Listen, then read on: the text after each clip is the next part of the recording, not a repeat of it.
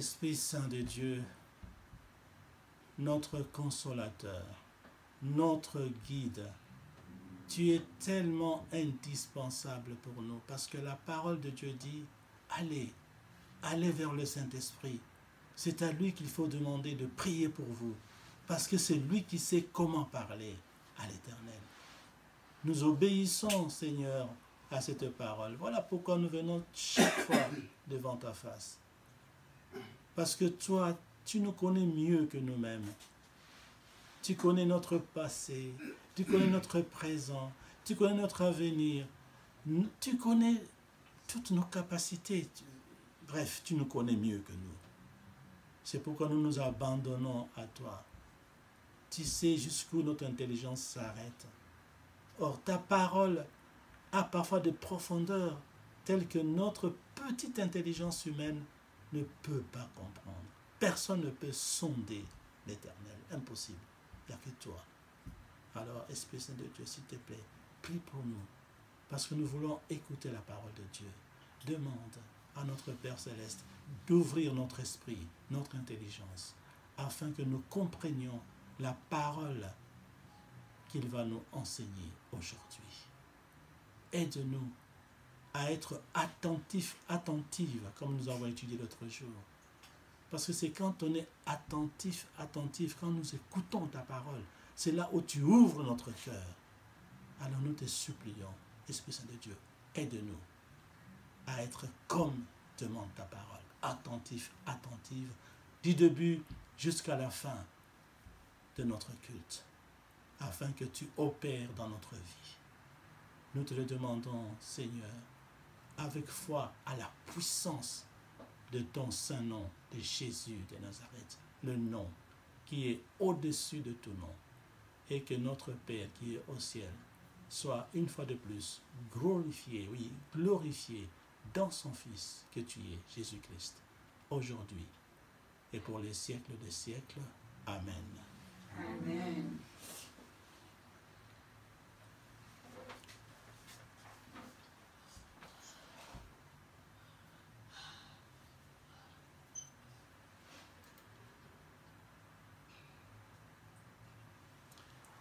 Au nom du Père, du Fils et du Saint-Esprit, que la grâce et la paix vous soient données. Amen. Amen. Mes frères et sœurs, comme tous les dimanches, je suis très heureux de me retrouver encore aujourd'hui avec vous pour partager la parole de l'Éternel.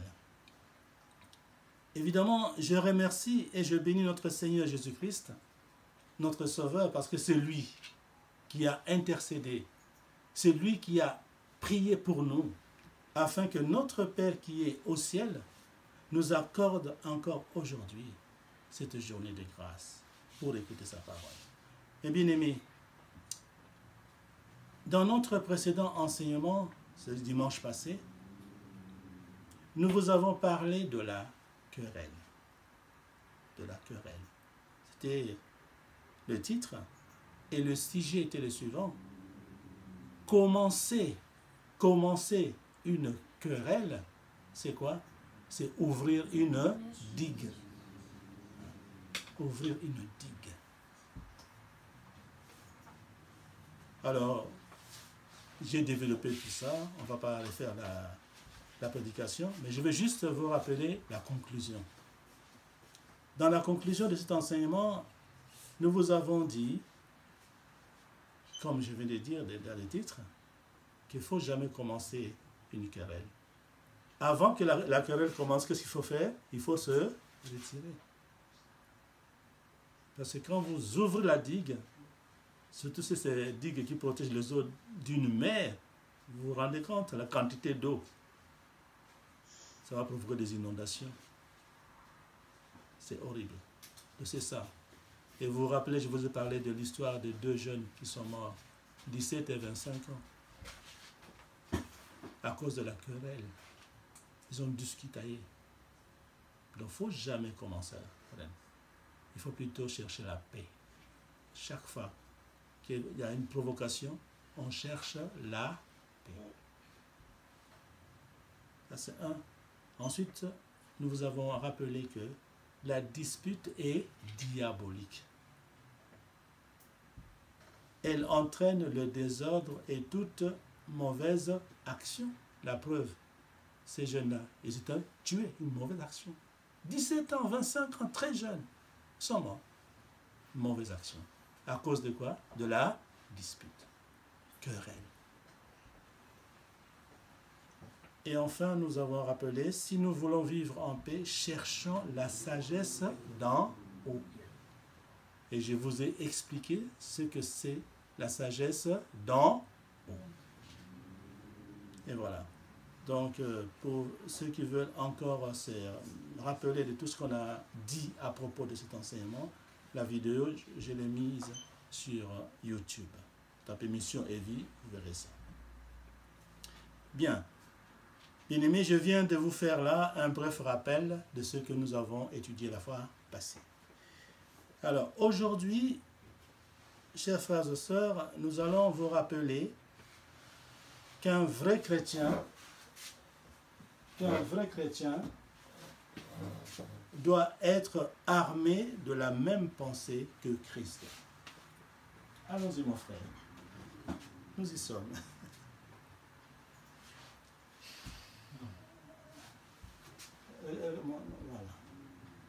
Voilà. Un vrai chrétien doit être armé de la même pensée que Christ. Donc nous allons parler d'un vrai chrétien. N'est-ce pas? Alors donc, comme je viens de dire, nous allons vous rappeler qu'un vrai chrétien doit être armé de la même pensée que Christ, parce qu'il est écrit dans la Bible que la mort vient comme un voleur. Je vous ai dit ça l'autre jour. La mort vient comme un voleur.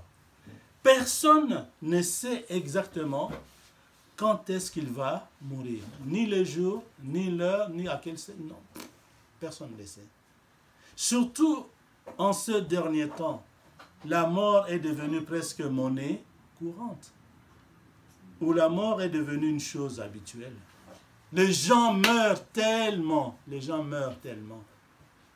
Le matin là, je ne sais même plus comment faire.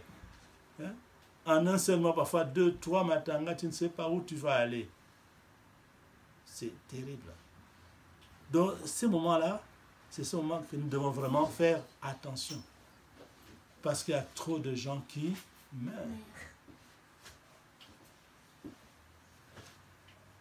C'est pourquoi nous avons trouvé bon de rappeler comment doit vivre un vrai chrétien, afin qu'aucune personne d'entre nous, nous les croyants, ne soit pris au dépourvu, surpris par la mort. Tu étais distraite, tu as fait n'importe quoi, paf, tu meurs. Parce qu'il y a des morts subites. Tu n'auras même pas le temps de demander pardon. Et tu vas avec une âme sale, avec des péchés. Parce que tu as été surpris. Parfois tu as dit, bon, je vais quand même faire, après je vais aller demander pardon. Qu'est-ce que tu en sais? Demain ne t'appartient pas. Il ne faut jamais se comporter comme ça. Tu sais que c'est un péché, mais tu dis, bon, je vais encore faire. De toute façon, Dieu il est miséricordieux, hein? Il va me pardonner. Et c'est une erreur. C'est une erreur. Parce que la mort vient comme voilà pourquoi nous rappelons ça. Il faut faire attention. Donc, nous allons voir ensemble qui est un vrai chrétien, comment doit-il se comporter, qu'est-ce qu'il doit faire et qu'est-ce qu'il doit éviter. Bref, nous allons vous parler de la pensée dont doit être armé un vrai chrétien. Une pensée, bien sûr, qui le distingue aux païens. Parce qu'il faut une différence entre un vrai chrétien et les païens. Mais avant de détailler, nous allons chanter. Kunana lola toko mona kembo, iye kembo na kembo kembo. Kunana lola toko mona kembo, iye kembo na kembo kembo. Oh lola.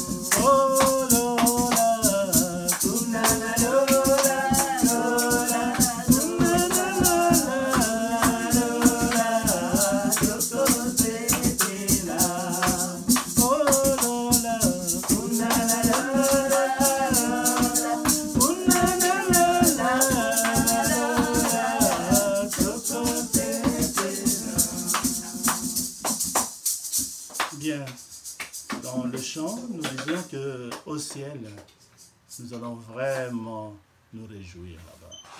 Au ciel, il n'y a que du bonheur, il y a la paix. Vraiment, il n'y a pas la mort là-bas, c'est la vie éternelle.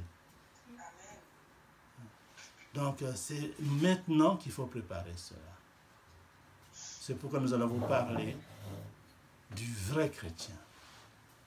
Et pour développer notre sujet, nous allons nous appuyer sur la première épître de Pierre au chapitre 4 et nous allons lire des versets 1 à 3. Voilà. Donc, nous allons demander à notre frère qui est au plateau technique de partager l'écran pour permettre aux personnes qui nous suivent sur Internet de voir aussi les textes.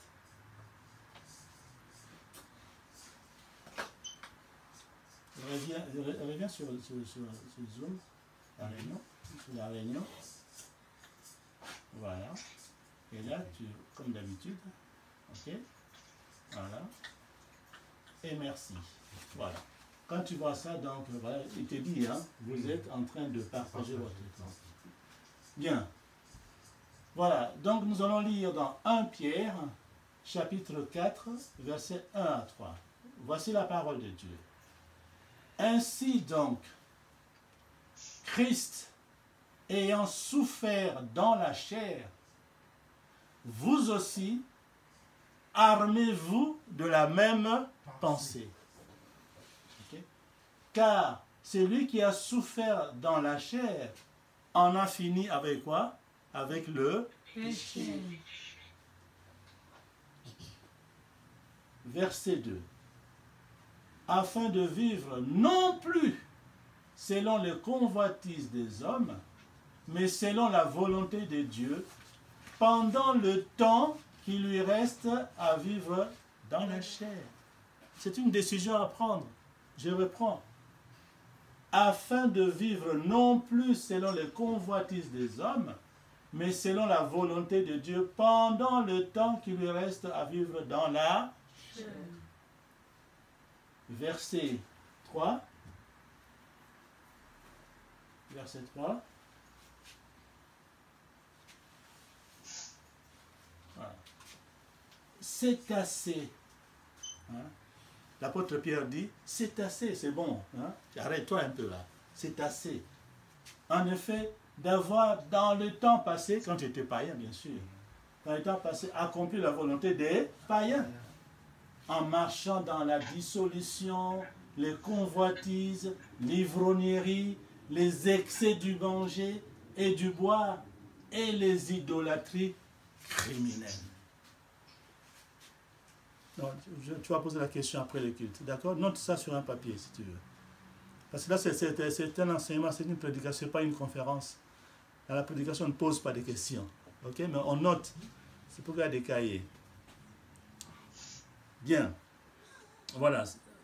Là, c'était la parole de l'Éternel. Fin de la lecture. Mes frères et sœurs, le texte que nous venons de lire, comme vous l'avez constaté, hein, c'est écrit, est un extrait tiré de la première épître de l'apôtre Pierre.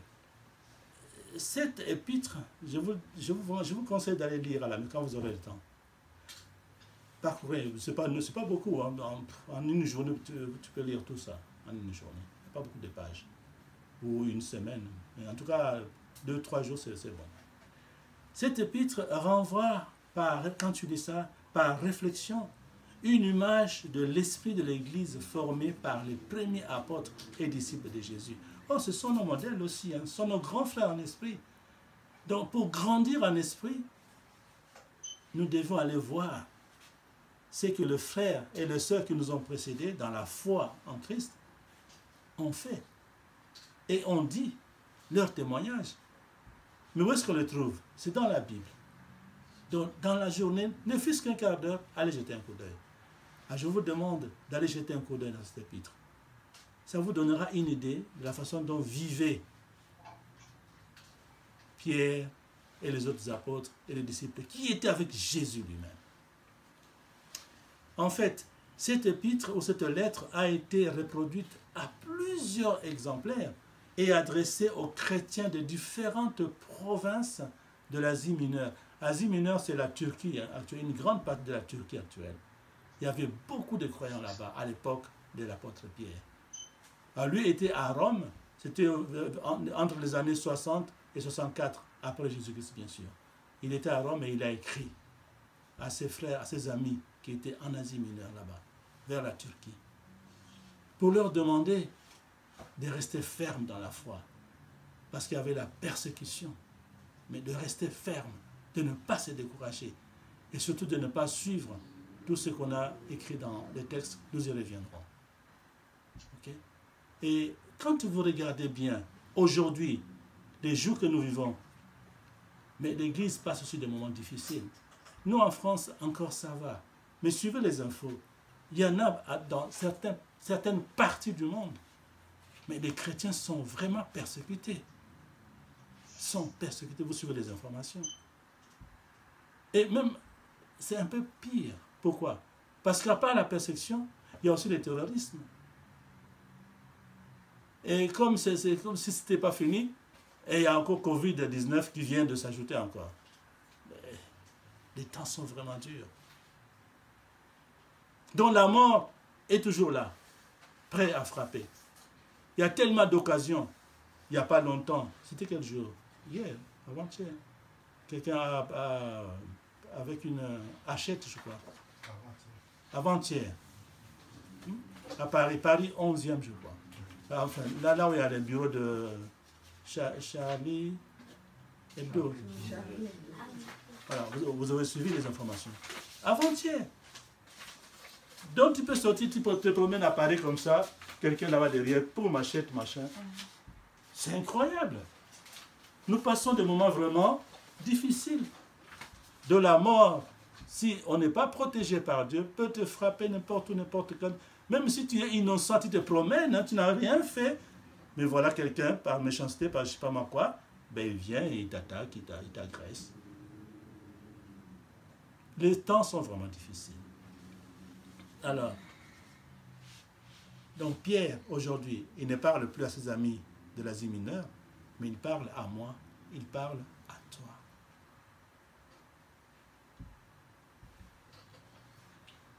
Alors, mes frères et sœurs, le texte que nous avons lu est tellement clair. Nous ne voulons pas être surpris. Personne ne veut être surpris par la mort. Mais pour cela, il faut adopter le caractère d'un bon chrétien. Pour ne pas être surpris, quand tu es presque à l'agonie, tu dis, je n'ai pas demandé pardon. Non, c'est faux. Pour ne pas être surpris, il faut maintenant adopter le caractère d'un bon chrétien. C'est quoi? Premièrement, nous devons souffrir dans notre chair. Être un bon chrétien, ça demande quand même des sacrifices. Nous devons souffrir dans notre chair, comme Christ a souffert dans sa chair, en nous privant de certains plaisirs qui mènent au péché. Évidemment. Il faut qu'il y ait une différence entre nous, chrétiens, et le païen. Donc, nous devons nous priver de certains plaisirs qui mènent au péché. Exemple quoi? Ben, il y en a beaucoup. Mais j'ai retenu quelques-unes de situations qu'on doit éviter, ou de sentiments qu'on doit éviter, ou des idées, des pensées qu'on doit éviter. La première que nous donne le texte, c'est quoi? C'est la dissolution. La dissolution, c'est un sentiment qui provoque la séparation, la destruction, l'anéantissement d'un corps, d'un groupe. Il y a des gens, quand tu viens quelque part, il a un esprit de séparation, de destruction, d'anéantissement. Mais un enfant de Dieu, un bon chrétien, il doit être comme ça. Un enfant de Dieu est là pour unir. Il y a des problèmes, c'est vrai, nous sommes des humains, mais il y a toujours une solution. C'est dans la paix qu'on peut trouver la solution. C'est dans le pardon qu'on peut trouver la solution. Donc, première chose à éviter, l'esprit de dissolution. Et ça, c'est partout où tu es, partout où est un enfant de Dieu. Que ce soit à l'école, que ce soit au travail, dans un bus, dans un train, partout, en famille, partout que tu es. Il faut chercher à unir la paix. Je vous dis, j'ai déjà dit ça une fois. La preuve, on a vécu ça. Hein. L'ordinateur, il n'avait plus de courant. Qu'est-ce qu'il a demandé? Il réclame la charge. Il m'a dit, batterie faible, branchée pour charger. Mais nous, c'est pareil. Tu es sorti le matin pour aller au travail. Et au travail, les enfants, c'est pas facile. Mais à l'école aussi, c'est pas facile. Quand on rentre le soir, est-ce qu'on a encore la force qu'on avait le matin? Non. On est Fatigué. Et quand on est fatigué, qu'est-ce qu'on cherche? La charge. On se charge. Mais il y a plusieurs façons de se charger. On peut se charger à l'aide de quoi d'abord? Dormir. Ça, c'est les enfants. Hein? Ça, c'est sûr. Ok? Dormir, oui. Mais moi, je vous dis, la première chose à faire, c'est de prier. Ok? Parce que la vraie charge vient de Dieu. Dire merci à Dieu parce qu'il t'a protégé pendant toute la journée. Tu es rentré chez toi. Commencez par dire merci. Voilà. Et ensuite, bien sûr, on prend les petites de la douche. Il y en a qui conseillent une douche chaude. Il y en a qui n'aiment pas de douche chaude. Enfin, bon, on se lave. Et après, on mange. Ok? On mange. Et le plus important encore, c'est quoi après avoir mangé? De prier avant. Ça, c'est déjà fait. On a prié, tout ça, etc. Ah, la vie sociale. Retenez bien ça. Ce sont des pistes à ne jamais oublier. La vie sociale à la maison. c'est parce que dans la maison, et tu vas trouver les gens que tu aimes et les gens qui t'aiment. C'est cet amour-là qui fait le vrai chargement. Parce que c'est l'amour de Dieu. Tu as commencé par dire merci à Dieu et tu finis par l'amour. Donc voilà, c'est ça qui charge. Les autres, là, les croissants, tout ça, c'est bien, ça c'est pour eux, hein, le corps, c'est nécessaire. Mais le vrai chargement, c'est l'âme. Ok? C'est pourquoi vous voyez, vous vous rappelez l'histoire, il y a un président, quelqu'un qui est passé président de la République, et après avoir passé président de la République, sa femme a demandé le divorce, la femme est partie. Et les gens se sont dit, mais oh, le mari est devenu président de la République et la femme s'en va. C'est pourquoi? Il n'y avait pas ce changement-là. Il n'y avait pas cet amour, hein, qui procure la paix. Au travail, à l'école, peut-être des gens t'ont mal parlé, tu as travaillé, tu es fatigué, la tête est vraiment saturée. À la maison, c'est pour oublier toutes ces misères-là. Tu es dans ton cocon, là où tu es en paix, là où tu vas vivre heureux. Tu vas te reposer, tu vas te recharger. Et puis enfin, comme on dit des enfants, dormir en paix. Ok? Mais quand tu dors avec des soucis, tu risques de faire des insomnies. Pourquoi? Parce que la tête tourne. Il y a des soucis, il y a des pensées. Pourquoi ceci? Pourquoi cela? Ok? Donc il faut vraiment, vraiment, s'il vous plaît, appliquer cela. Ça nous aide énormément. Le chargement. C'est dans la maison d'abord qu'on se charge. Par les moyens que je viens de rappeler. Donc, pas de dissolution. Il ne faut pas séparer les membres de famille. Au contraire, il faut unir les membres de famille. Et moi, je vais toujours plus loin. Depuis que nous avons commencé dans la mission Lévi, je parle de la famille restreinte, élargie et par alliance. Tout ce monde, ce sont nos proches. Quand ils ont des difficultés, mais c'est nous qui sommes en difficulté. Donc, il faut soigner les relations avec tout ce monde-là. Et bien sûr avec les restes. Mais d'abord chez soi. Parce que la Bible dit aussi, celui qui ne prend pas soin des siens est pire qu'un incroyant.